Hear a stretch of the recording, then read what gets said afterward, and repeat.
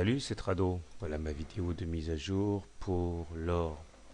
La séance d'aujourd'hui présente des éléments positifs et négatifs comme bien souvent. Au registre des points positifs, on voit que la figure en tasse avec anse qui fixait comme objectif l'amplitude de la tasse reportée au-dessus de la ligne d'eau a été atteint au point près, hein.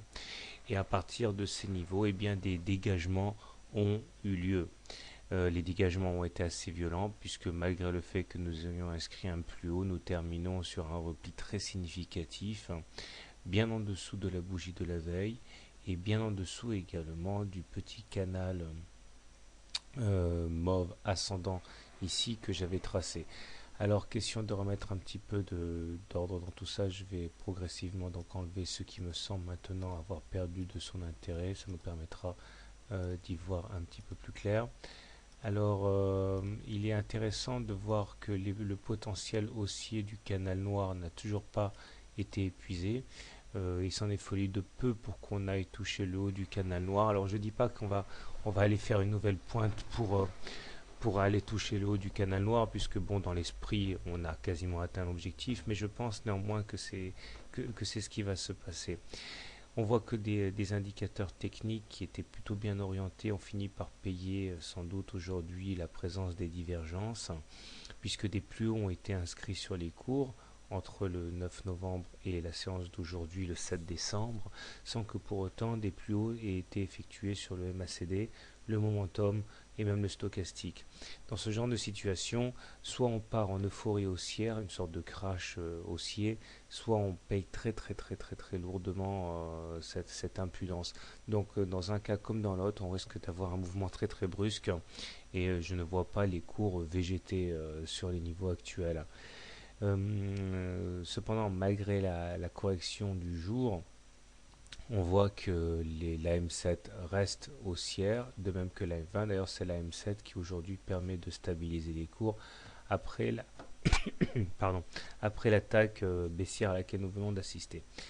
Alors, pour ceux qui sont vraiment pessimistes, et je sais qu'il y en a, je vous propose une fourchette d'Andrews ici qui permettra de canaliser un petit peu d'aiguille à la baisse. Donc ici nous avons donc une nouvelle fourchette d'Andrews hypothétique dont le ralliement de la médiane ici constituera l'objectif de référence, c'est-à-dire aller chercher au moins les 1345. Je précise encore une fois que ce n'est pas un scénario qui pour moi est à privilégier, mais c'est un scénario qui existe et pour les baissiers il devrait même être le scénario principal à suivre. Ce qui m'emmène directement donc au trade pour demain. Comment trader le CAC demain, l'or demain? Si vous êtes haussier sur l'or, je pense que vous bénéficiez de deux points d'entrée intéressants, soit la M7 avec stop loss en cas de clôture sous la M7 pour aller rallier les anciens plus hauts à 1431 là. Deuxième solution, eh bien vous attendez un retour sur la M20 pour acheter.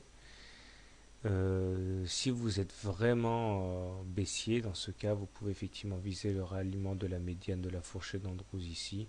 Stop loss en cas de clôture au-dessus de la fourchette d'Andrews noire qui invaliderait donc cette fourchette. Personnellement, étant donné que nous sommes au-dessus d'une M20 elle-même croissante, eh bien, je continue de privilégier les trades haussiers, même si je pense qu'on risque de consolider. D'ailleurs, à toutes fins utiles, ça peut toujours être nécessaire, ça peut toujours être intéressant.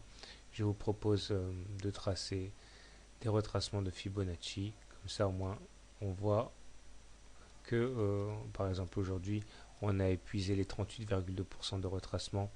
On pourrait envisager d'aller chercher un niveau inférieur à 50% vers les 1392. Ça ne remettra absolument pas en cause la dynamique haussière.